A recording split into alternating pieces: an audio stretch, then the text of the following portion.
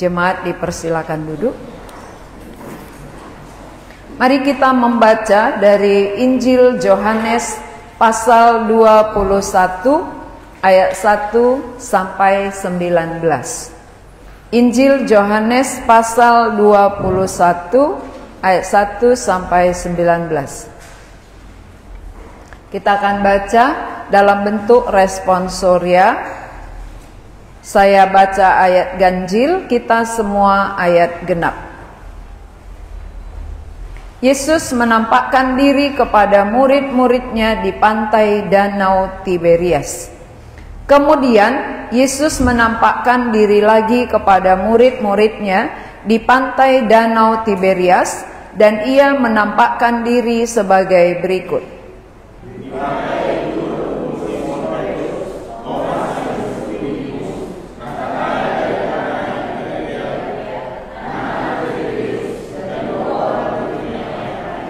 Kata Simon Petrus kepada mereka, "Aku pergi menangkap ikan." Kata mereka kepadanya, "Kami pergi juga dengan engkau." Mereka berangkat lalu naik ke perahu, tetapi malam itu mereka tidak menangkap apa-apa.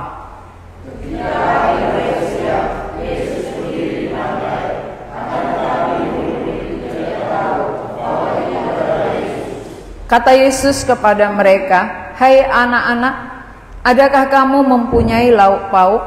Jawab mereka, "Tidak ada." Maka kata Yesus kepada mereka, "Letakkanlah dalam sebelah perahu, maka akan beroleh."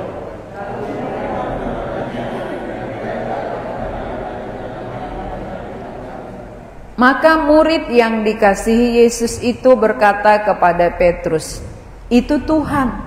Ketika Petrus mendengar bahwa itu adalah Tuhan, maka ia mengenakan pakaiannya, sebab ia tidak berpakaian, lalu terjun ke dalam danau.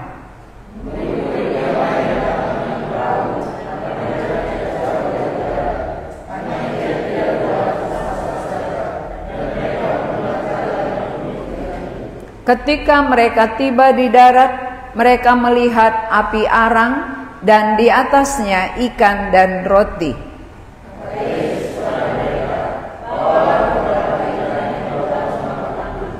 Simon Petrus naik ke perahu, lalu menghela jala itu ke darat, penuh ikan-ikan besar, 153 ekor banyaknya, dan sungguh pun sebanyak itu, jala itu tidak koyak.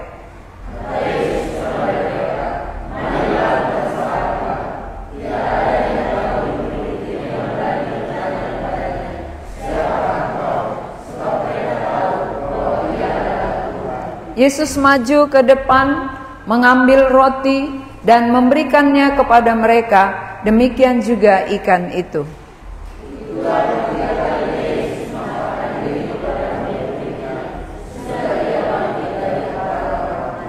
Ya, kita membaca sampai ayat 14 saja. Tema kita, ikutlah aku. Ikutlah aku. Ini yang berkata adalah Yesus sendiri. Tuhan Yesus berkata, "Ikutlah aku," bukan "ikutlah dia." Tetapi ikutlah aku itu jelas alamatnya, siapa yang mau kita ikut. Nah, di dalam hal ini ketika mau mengikut Yesus, tidak selamanya mulus, tidak selamanya gampang. Maka waktu Petrus ketika Yesus bangkit, ya, ketika Tuhan Yesus bangkit, mereka ketakutan, tapi Tuhan menampakkan diri dan memberikan damai sejahtera. Tetapi sesudah itu, sesudah Tuhan menjumpai kedua kalinya, dia teguhkan, dia beri damai sejahtera, tapi mereka belum juga tahu apa yang harus dilakukan. Ini masa kesulitan. Jadi Petrus ini hidup di dalam masa kesulitan. Kesulitan di dalam memilih, aku ikut mana? Apakah aku kembali ke pekerjaanku dulu, atau aku tetap ikut Tuhan, tapi sekarang Tuhan gak ada, gak di dekatku. Tuhan Yesus nggak nampak dengan mata jasmani. Ini satu masa transisi yang sulit. Yang sulit bagi Petrus. Karena dia sudah tinggalkan pekerjaannya menjala. Dia sudah tinggalkan pekerjaannya sebagai nelayan. Lalu sekarang ketika dia mengikut Tuhan, ketika dia ikut Tuhan, Tuhan Yesus sudah mati, sudah bangkit, dan tidak kelihatan dengan mata jasmani lagi. Kalau waktu Tuhan Yesus masih di bumi bersama mereka, tentu kemana Yesus mereka ikut, ya. Kemana Tuhan Yesus mengajar, murid-murid ikut. Tapi sekarang Tuhan Yesus tidak lagi di depan mata mereka secara fisik. Nah, saudara-saudara, sering juga diperhadapkan di dalam kehidupan kita masa seperti ini. Ketika awal kita beriman, ketika awal kita percaya, kita sungguh sukacita, ya. Kita sangat sukacita, kita senang karena kita melihat Yesus dengan jelas. Tapi kadangkala ketika diperhadapkan dengan persoalan, dengan masalah, kesulitan demi kesulitan, persoalan demi persoalan, ini sering sekali membuat kita bingung, membuat kita merasa bimbang. Ikut mana? Ya, contoh kecil gini. Dulu sebelum kita beriman, kalau ada sakit penyakit, pasti kita larinya ke dukun. Ya, pasti alamatnya langsung ke dukun. Tapi sesudah kita belajar dan tahu itu salah, ketika diperhadapkan sakit penyakit, kemana pikiran kita? Ikut Tuhan atau ikut hantu? Ya kan gitu ya. Ikut Tuhan atau kembali ke masa lalu? Kalau masa lalu itu sepertinya jelas, ya, nampak. Tapi sekarang kayak samar. Ini sering sekali orang-orang Kristen bimbang mau kemana. Kita diperhadapkan. Maka tema kita, ikutlah aku. Kapan kita ikut Tuhan? Apakah masa semua beres saja, atau ikut Dia dalam semua masa? Ini harus ada ketetapan di dalam hati kita. Saya ikut Tuhan itu kapan? Pada waktu bagaimana? Apakah ikut Tuhan hanya ketika semua beres, atau ikut Tuhan ketika ada masalah saja? Dua kemungkinan, ya. Ikut Tuhan karena semua beres. Kedua, ikut Tuhan karena ada masalah. Jadi waktu ada masalah, Tuhan gitu, ya. Ketika nggak ada masalah, ikut diri sendiri, ikut keinginan sendiri. Ini terjadi di dalam kehidupan kita sekarang ini. Apa yang dialami Petrus itu bisa kita alami. Ketika Tuhan Yesus sudah bangkit, ini membuktikan bahwa ada harapan, ada jaminan hari esok. Tetapi ketika Petrus tidak melihat secara nyata di depan matanya kebangkitan itu bersama dengan dia, mulai ada keraguan. Petrus mulai ada keraguan, memikirkan, makan apa ya? Kita makan apa?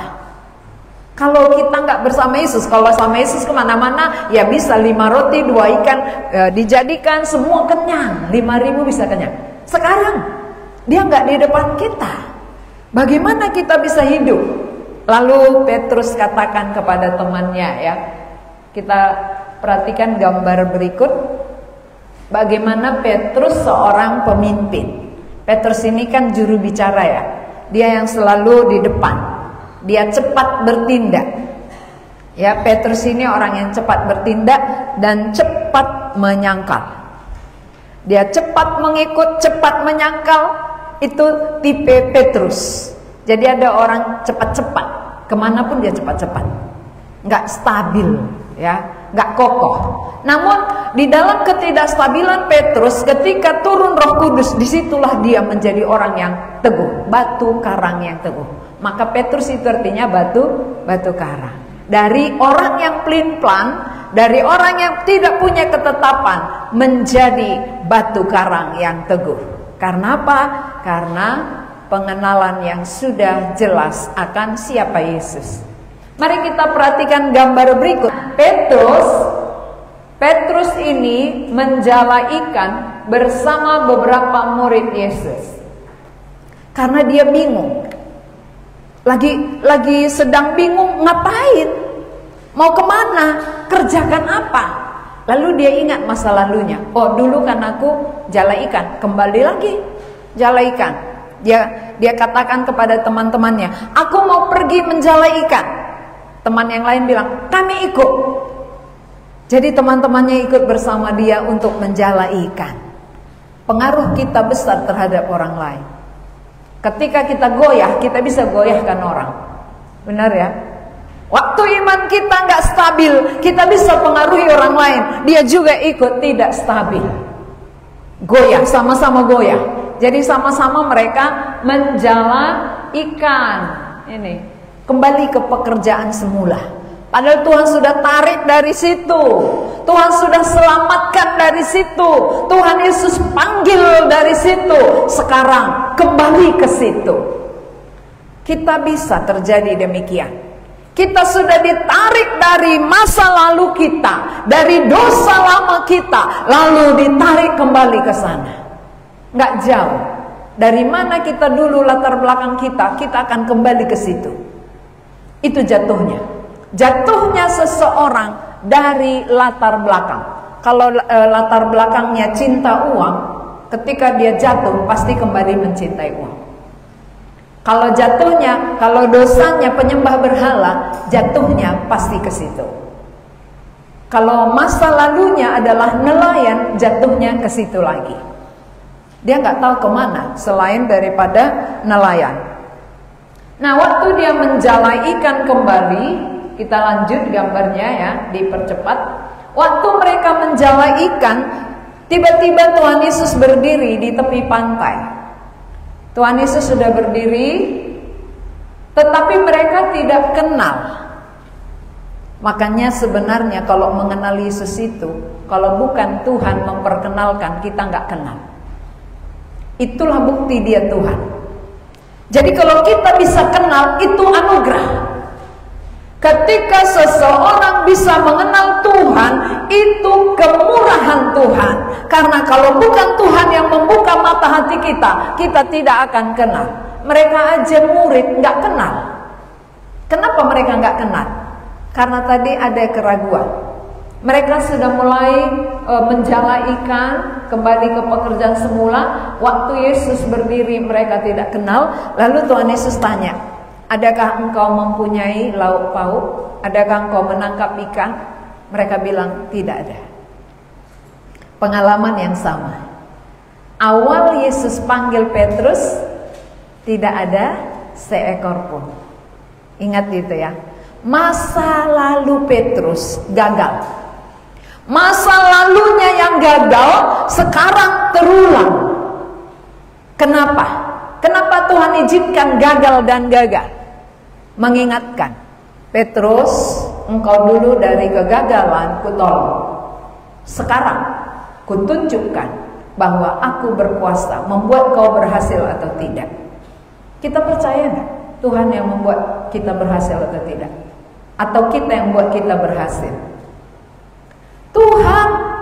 Tuhan bisa stop semua ikan. Jangan masuk ke perahu Petrus dan kawan-kawannya. Akhirnya ikan taat. Ikan aja taat. Jadi kalau manusia nggak taat lebih bandel dari ikan. Ya, ikan taat. Jangan ada yang masuk ke perahu Petrus. Nggak ada. Jadi mereka nggak dapat. Akhirnya karena nggak ada ikannya, ini nggak dapat apa-apa. Waktu Yesus menjumpai Petrus pertama sekali juga nggak ada seekor pun. Itu namanya gagal.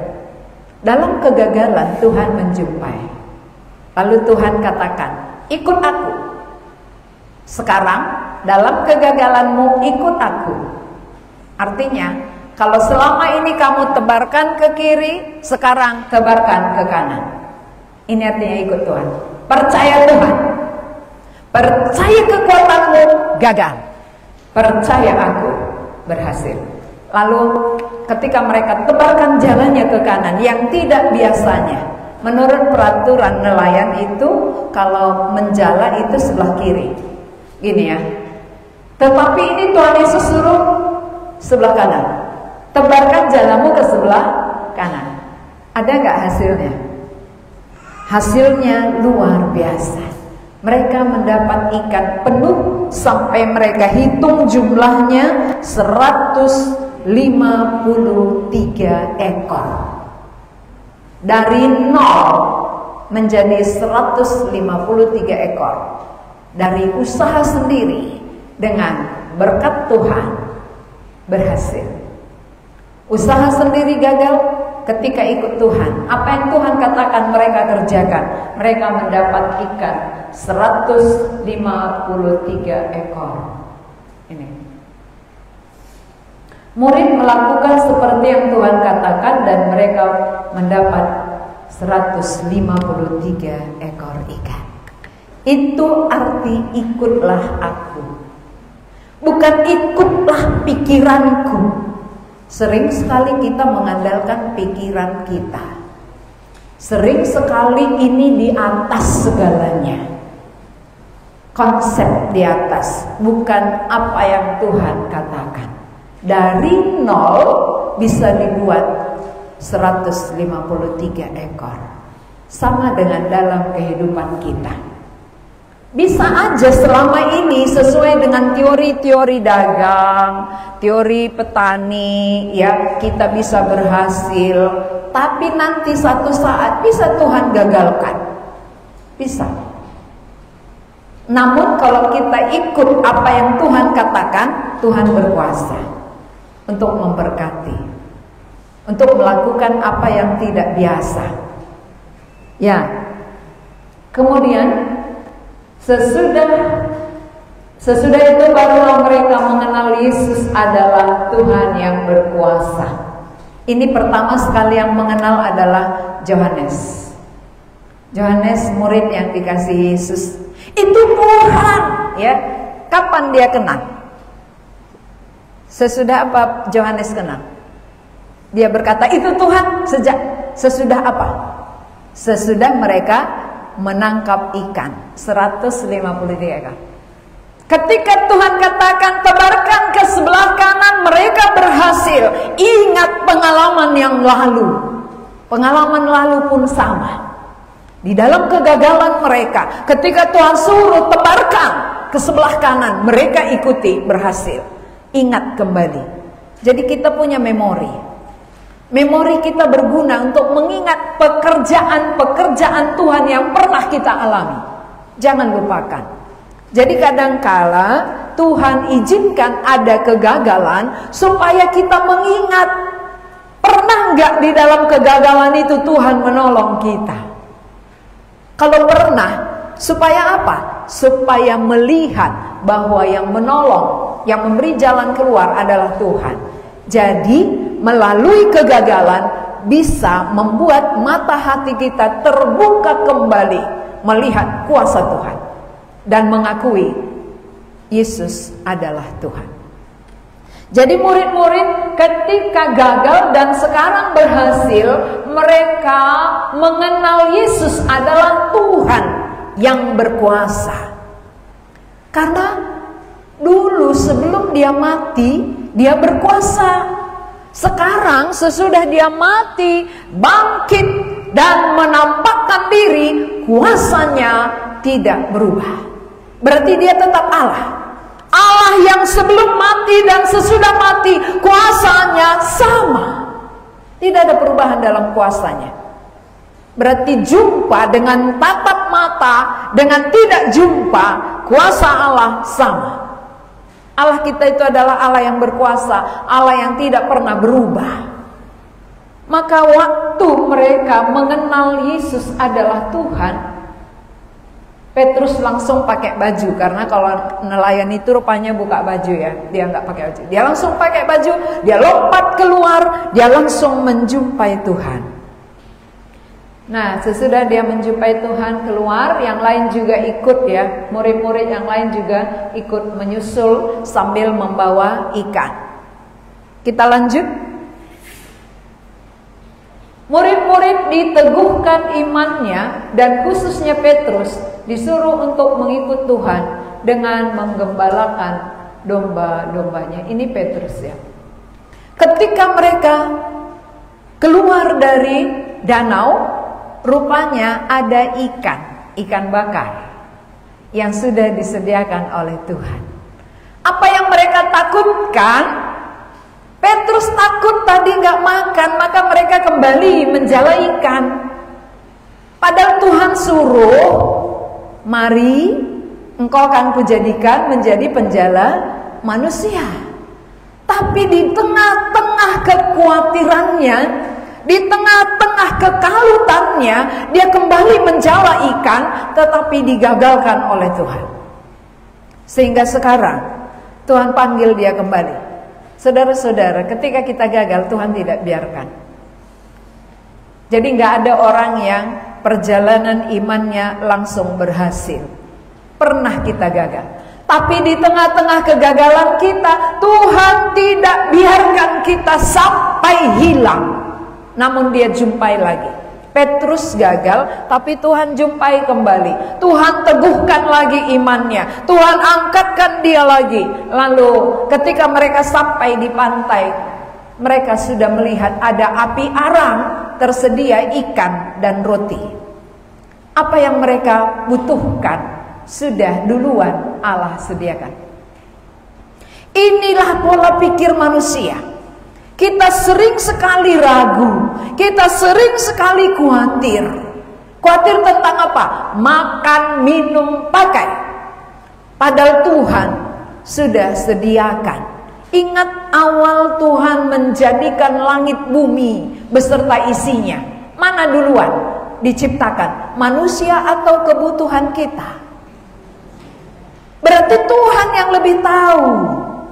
Tuhan lebih mengerti. Maka bukan manusia hari pertama, tapi manusia hari terakhir. Semua kebutuhan kita telah tersedia. Ketika mereka gagal, Allah, Yesus sudah sediakan roti dan ikan.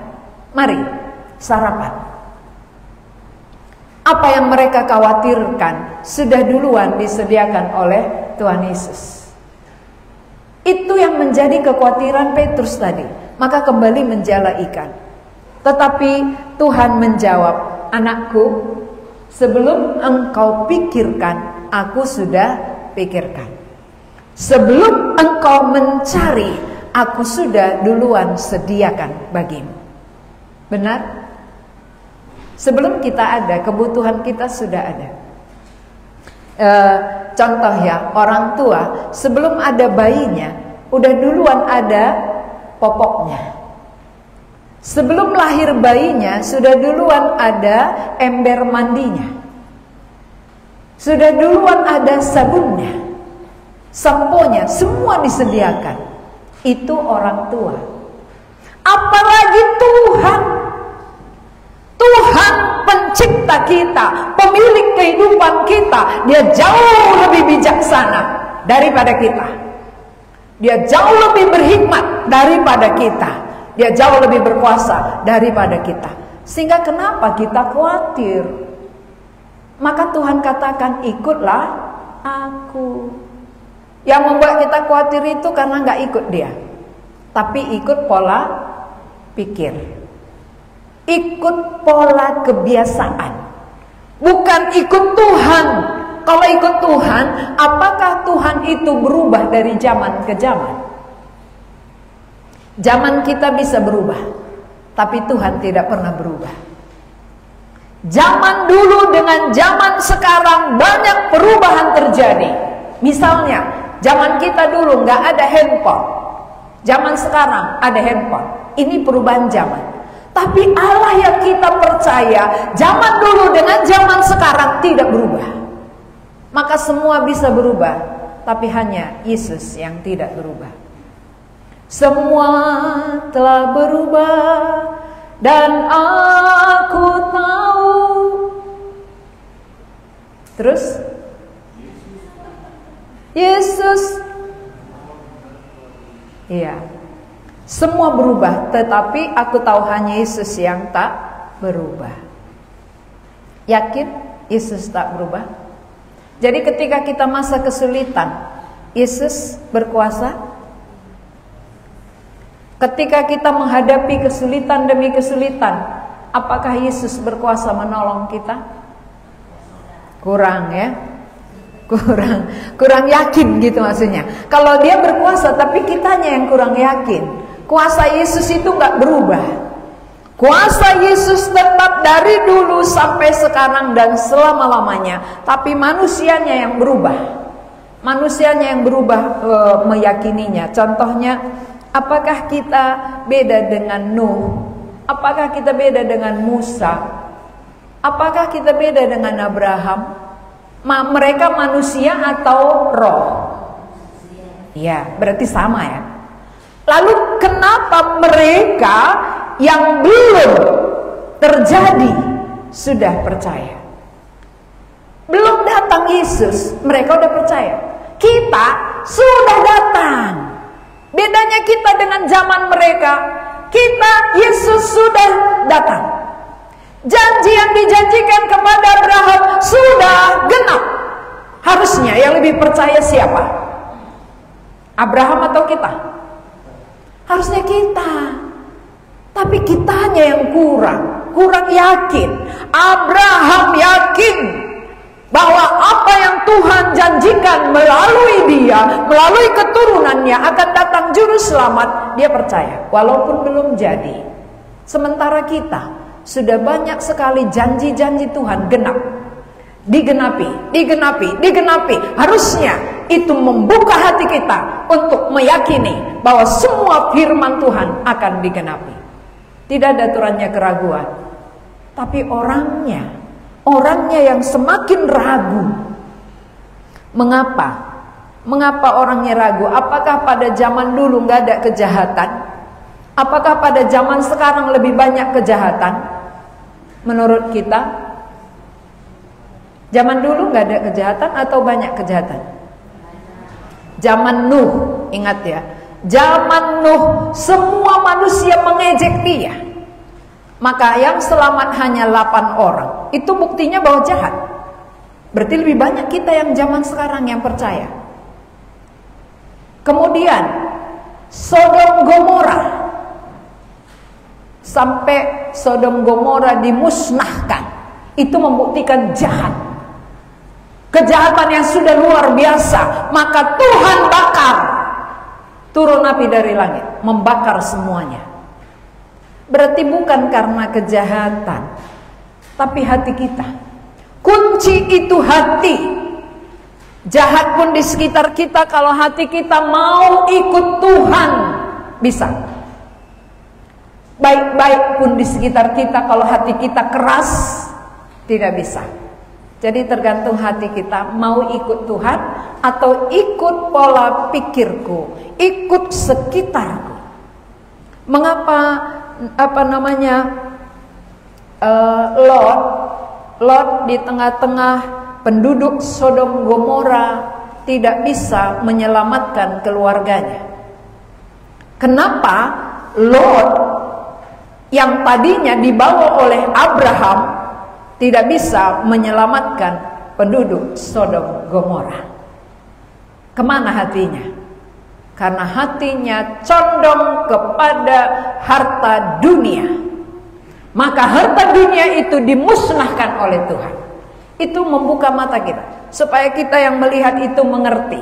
Kalau itu perjuangan kita, sekejap mata Tuhan bisa lenyapkan.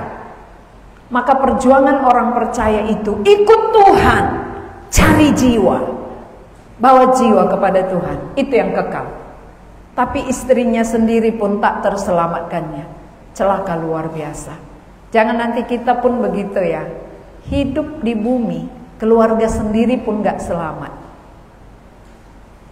Kita bertahun-tahun bersusah payah memperjuangkan perkara-perkara lahiriah duniawi untuk ditinggalkan, tapi keluarga kita tak terselamatkan. Bahaya, rugi, kita rugi hidup.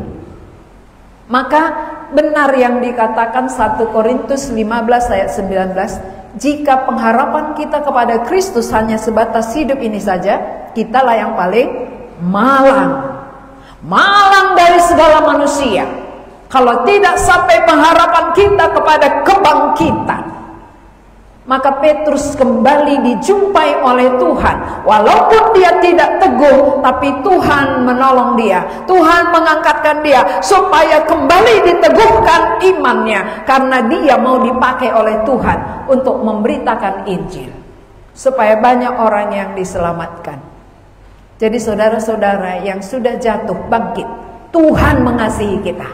Tuhan tidak mau terus kita di dalam kejatuhan kita, tapi dia mau menjumpai kita, membangkitkan kita kembali supaya hidup kita dipakai. Karena kalau kita nggak dipakai, sia-sia. Ketika hidup kita dipakai, barulah kita berguna. Maka Tuhan panggil hari ini, ikut aku. Ikutlah aku. Kalau kamu ikut dunia, kamu akan binasa. Kalau kamu ikut pola pikirmu, semua akan menjadi kesia-siaan. Tapi kalau kamu ikut aku, ada hasil yang kekal. Hasil yang kekal, itu yang perlu diperjuangkan. Maka Tuhan Yesus menjumpai Petrus, dia teguhkan kembali, apa yang kamu khawatirkan ini. Sudah ada roti, ikan, makanlah. Maka Tuhan Yesus yang melayani mereka. Ini rotinya makanlah, ini ikannya makanlah. Enak sekali ya, Tuhan melayani untuk meneguhkan iman Petrus supaya jangan goyah-goyah, jangan bimbang, bahwa Tuhan yang dipercayai Petrus itu benar-benar Allah yang berkuasa, yang tidak perlu diragukan. Yang kamu khawatirkan sudah duluan disediakan. Ya, makan minum pakai itu tambahan. Aku yang pikirkan. Waktu kamu cari nggak dapat kan? Waktu aku suruh dapat kan? Waktu kamu cari makan gak ada kan? Sekarang sudah tersedia. Maunya seperti itu pemikiran kita. Oh, Allah yang sediakan. Kalau Allah yang sediakan kan tenang. Ku kejar pun kalau lari, kan gak bisa ya. Kita kejar-kejar lari dia, kita kejar-kejar lari dia. Tapi kalau kita ikut Tuhan, Tuhan akan memberkati. Sehingga yang sedikit pun cukup, yang banyak kurang. Yang banyak bisa kurang, yang sedikit bisa cukup. Kenapa? Karena diberkati oleh Tuhan. Jadi ikut Tuhan itu aman. Ku bersandar pada yang kekal, aman, nyaman. Ku bersandar pada yang kekal. Kenapa khawatir, takut, dan gentar selalu? Karena ku bersandar pada pikiranku. Ya, ini lagu-lagu sendiri. Ya, ciptaan sendiri ya. Sering ragu, takut, khawatir, was-was dan sebagainya. Karena bersandarnya bukan kepada Tuhan, tapi bersandar kepada diri sendiri. Sudah berapa puluh tahun kita hidup di bumi, sampai hari ini Tuhan pelihara. Sampai detik ini kita dikasih makan, tapi terus khawatir bagaimana hari esok, bagaimana masa depan, bagaimana nanti. Maka Tuhan ingatkan, dulu Petrus kau gagal sudah ketolong, sekarang gagal ketolong lagi. Apakah kau ragu akan ikut aku? Kita pun demikian. Sudah pernahnya Tuhan tolong kita, lalu ketika gagal lagi, ragu lagi? Harusnya enggak. Tuhan, aku sudah punya pengalaman bersama dengan Engkau. Dalam kegagalanku Engkau tolong, di dalam kesulitanku Engkau beri jalan keluar. Karena itu, sekarang pun aku percaya Engkau akan tolong aku. Engkau tidak berubah. Engkaulah Allah yang berkuasa itu. Aku mau ikut Engkau. Ikut Yesus, ikuti Kau Yesus, di mana kapanpun, ya kan gitu ya.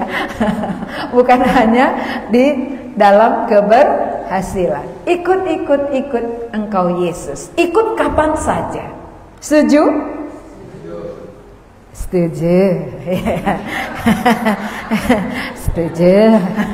Ya setujulah gitu ya. Itu jawabannya.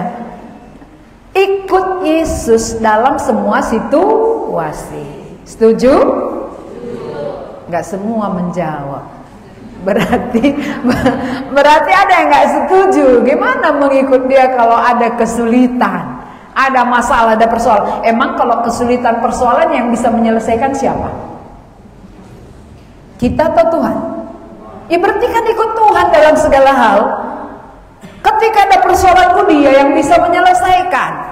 Ketika aku kekurangan, ya dia yang bisa mencukupkan. Ketika aku sakit, dia yang sembuhkan. Ketika kalut, dia yang akan, ya dia akan, kalau kalut, dia yang akan pulihkan. Iya. Kalau sudah kalut pikiran kita, jangan pergi ke kafe, makin kalut. Ya. Banyak orang kalut, dia pergi lagi ke kafe, makin kalut. Kenapa? Habis lagi uangnya. Ya, pulang-pulang udah jadi makin kusut, ya benang kusut.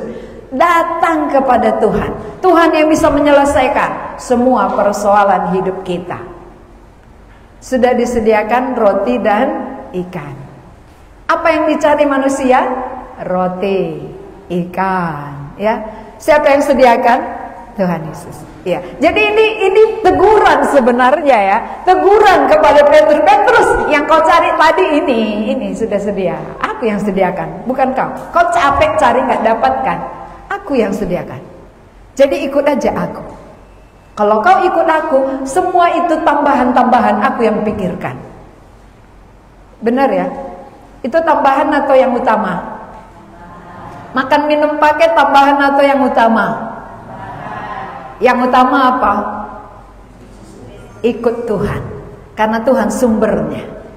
Ikut Tuhan sumber segala sesuatu, maka Tuhan akan tambahkan apa yang kita perlukan. Ya, maka Petrus akhirnya menjadi teguh imannya. Dia tidak ragu lagi ya, bahwa ini memang benar-benar Yesus yang berkuasa, yang sudah pernah menyatakan mujizat dulu, dan sekarang dia kembali menyatakan mujizatnya. Berapa kali Tuhan nyatakan mujizat dalam hidup kita? Pernah atau tidak? Saya rasa semua pernah mengalami mujizat ya. Tapi gampang dilupakan. Mujizat Tuhan yang kita alami sering sekali kita lupakan. Tapi salah orang lama kali kita lupakan ya. Kesalahan orang kok disimpan bertahun-tahun, gak hilang-hilang dia. Mujizat cepat hilang gitu dari ingatan. Tapi salah orang gak hilang-hilang, berbekas terus dia. Tergores dia.